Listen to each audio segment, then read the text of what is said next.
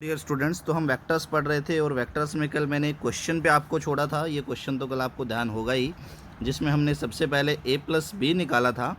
और I think 5 और 4 का जब a प्लस बी हमने निकाला था तो हमारा आंसर जो था a प्लस बी के मैग्नीट्यूड का वो √21 आया था, या आई थिंक a माइनस बी हमने निकाला था। हाँ, a माइनस बी निकाला था हमने, सॉरी। और मैंने आपको कहा था कि b माइनस ए बताओ क्या होगा। तो देखिए ज़रा एक बार b माइनस ए देखते हैं। देखिए, तो आपको b माइनस ए निकालना है तो vector b plus negative vector of a draw करना पड़ेगा। a का नेगेटिव वेक्टर तो इस डायरेक्शन में ड्रॉ होगा। तो अब देखिए इस डायरेक्शन में ड्रॉ होगा तो ये एंगल आपका 120 डिग्री बन गया, ये भी 120 डिग्री था। तो b माइनस ए का मैग्नीट्यूड आपका क्या रहेगा, सेम रहेगा √21। सोल्व करके चाहे देख भी लेना। पर जो चीज़ बदलेगी वो क्या बदलेगी, वो बदलेगी डायरेक्शन। डायरेक्शन बेटा चेंज हो जाएगी।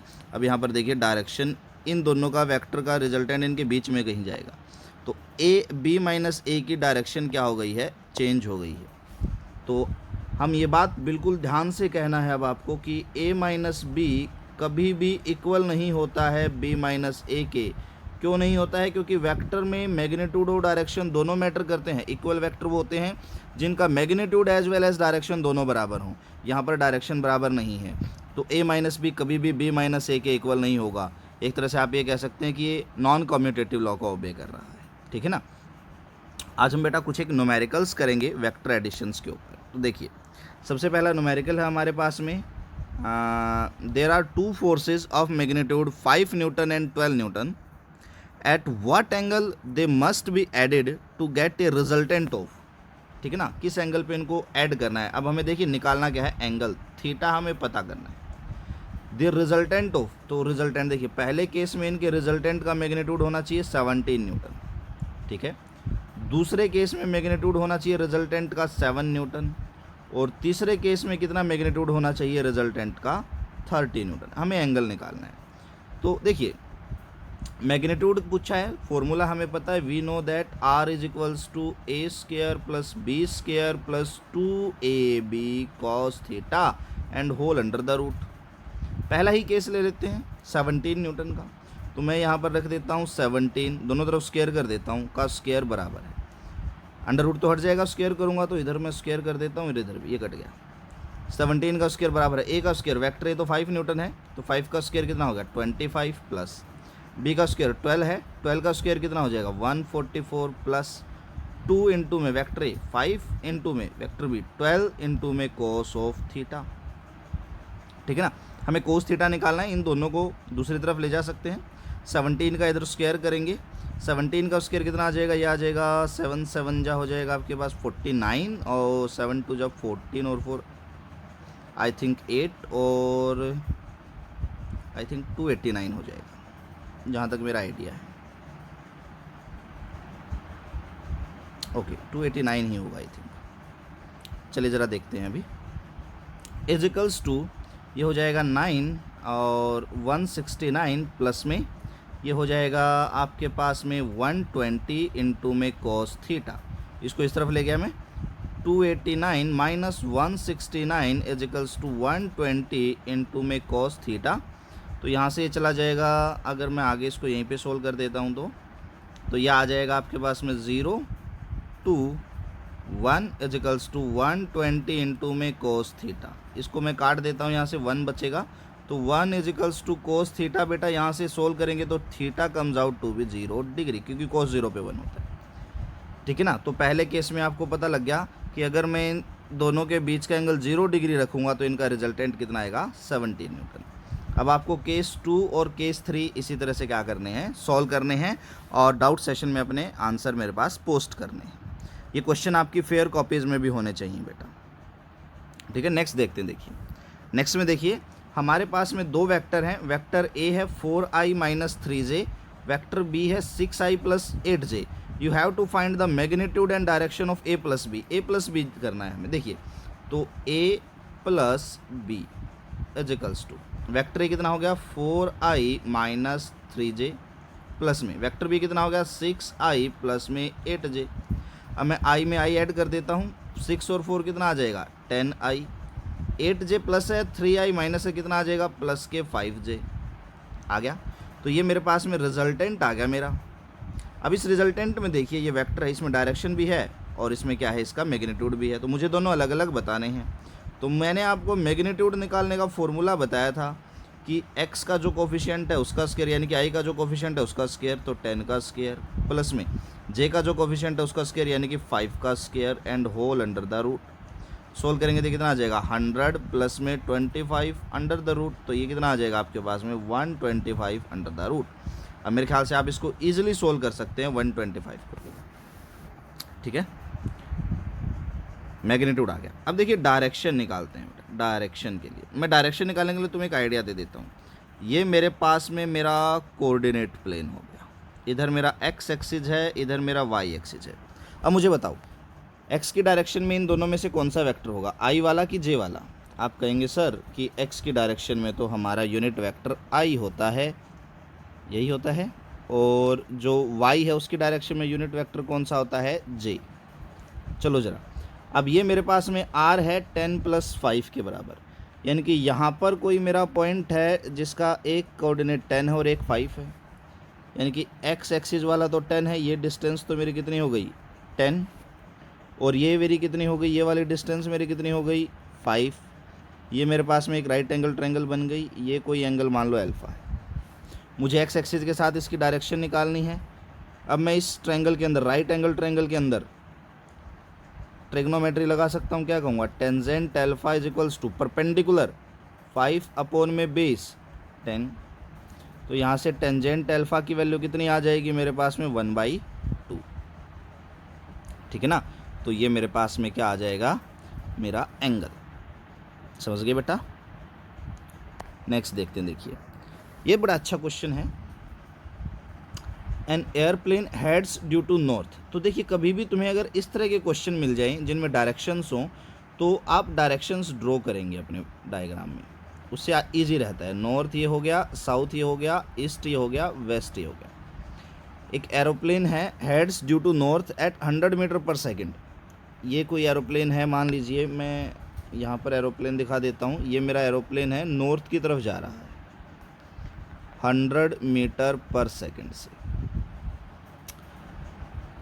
And 30 metre per second cross wind blowing from east to west. अब ईस्ट से वेस्ट की तरफ 30 मीटर पर सेकेंड से क्या हो रही है, आपकी हवा ब्लो कर रही है, ये होगी।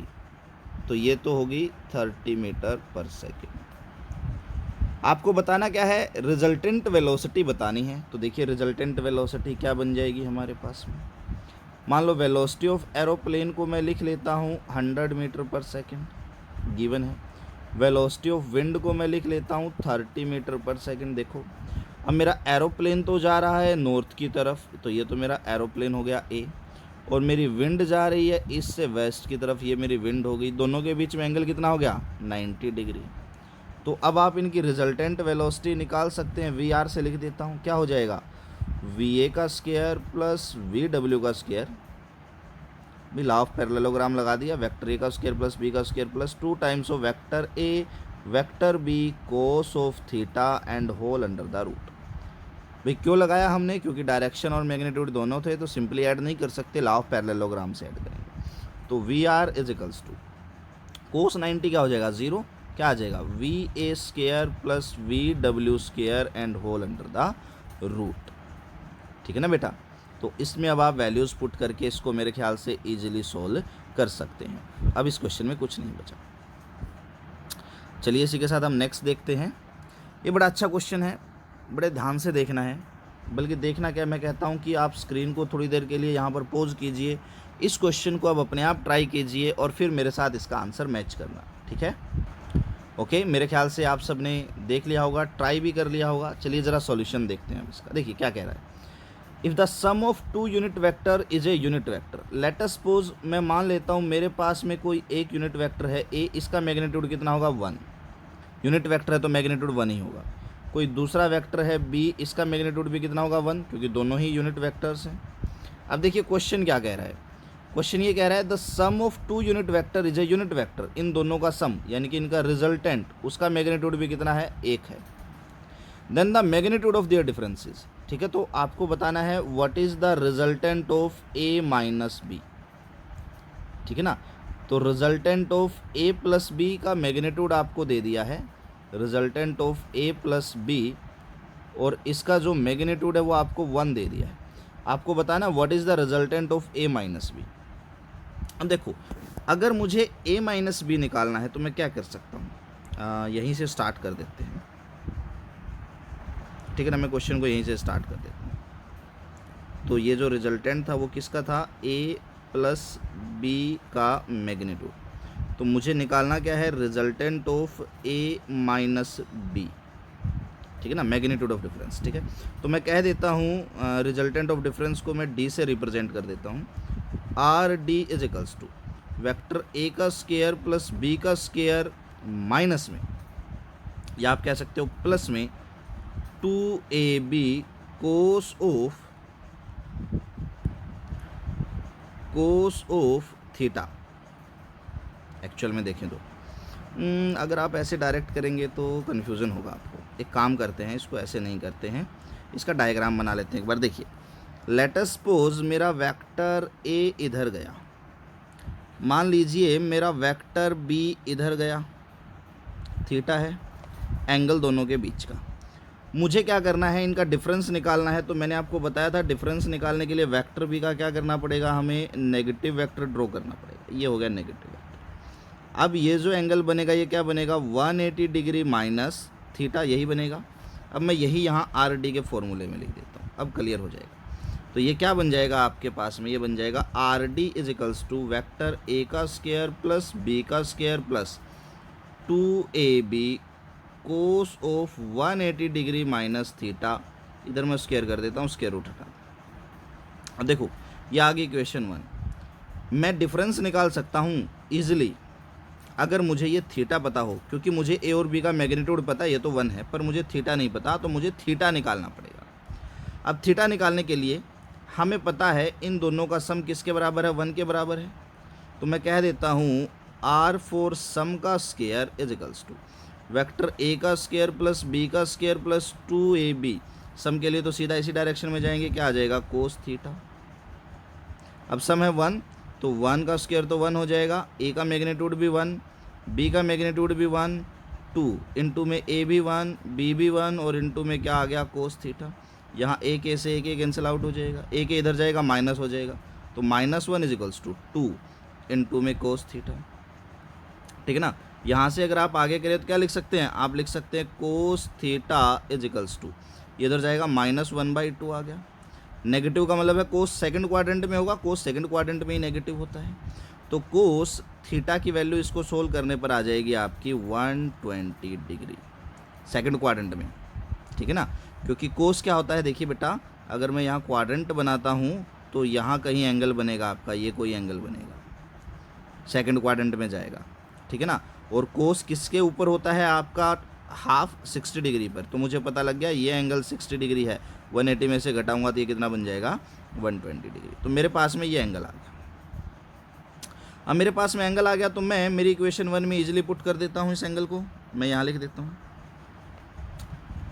ऑन सब्स्टिट्यूटिंग थीटा, आप सेंटेंस लिख लेना इन इक्वेशन फर्स्ट। अब इक्वेशन 1 क्या थी मेरी, आर डी का स्क्वायर बराबर है ए का स्क्वायर प्लस बी का square plus 2ab cos of 180 degree minus theta, कितना आ गया, 120 डिग्री। तो आर ऑफ डी का स्क्वायर आ जाएगा, ए का मैग्नीट्यूड है 1, बी का मैग्नीट्यूड भी 1, 2 इंटू में ए का मैग्नीट्यूड 1, बी का magnitude 1, cos of 180 degree minus 120 degree कितना आ गया, 60 डिग्री।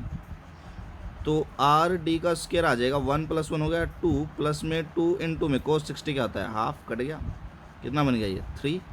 तो आर डी की वैल्यू कितनी आ जाएगी, √3। ठीक है ना।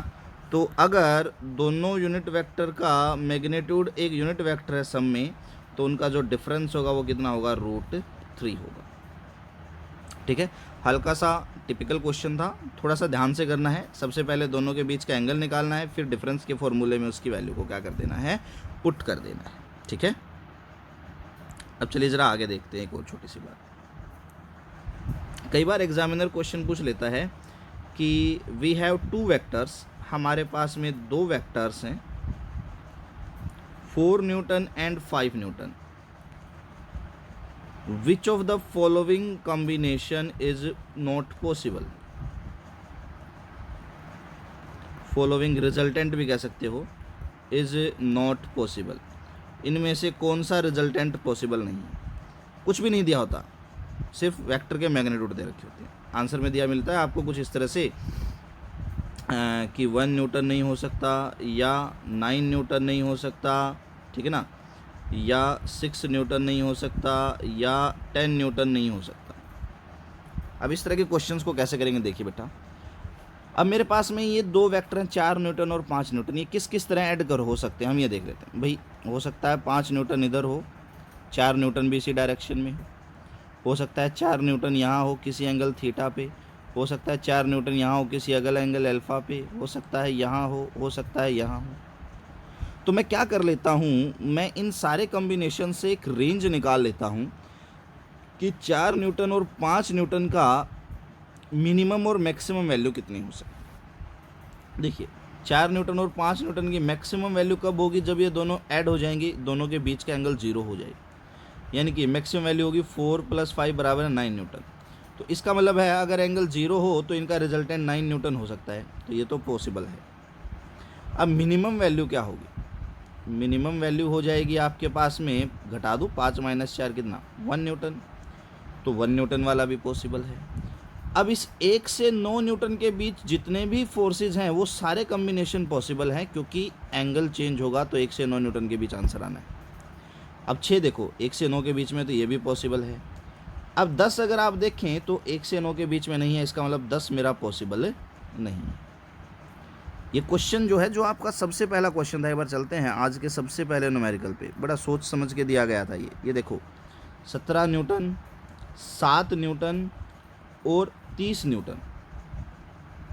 अब अगर आप इसे देखेंगे ना तो 12 + 5 17 न्यूटन मैक्सिमम रेंज आ रही है।